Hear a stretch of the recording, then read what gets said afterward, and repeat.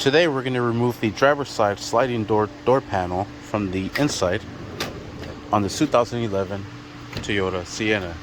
First thing you want to do is make sure you push off the sliding doors so you're able to slide the doors manually. Next, using a Torx 25, there it is, T25, we're going to remove this screw from right here and we're going to set this over in a nice safe location. Next, what we're going to do is we're going to slide this door close. Alright, we're going to close the door about halfway, and we're going to use a trim tool removal to remove this window switch from here.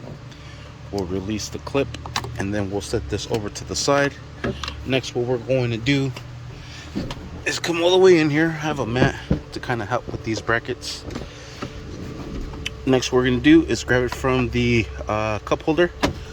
We're just gonna pull on it all the way around. There you have it. Here comes the whole door panel.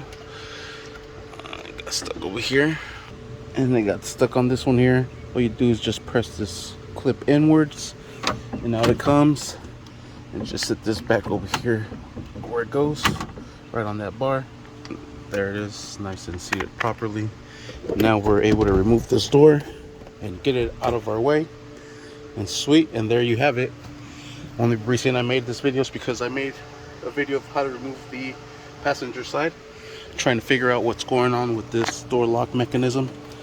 It is not opening the door correctly, and I just need this one to kind of help me out and guide it, because this one is working correctly. So we got to see what's up with this one here. But just wanted to make a video of how to remove this door panel because I didn't find one on the internet. Figured I'd throw one on there. Thank you for watching.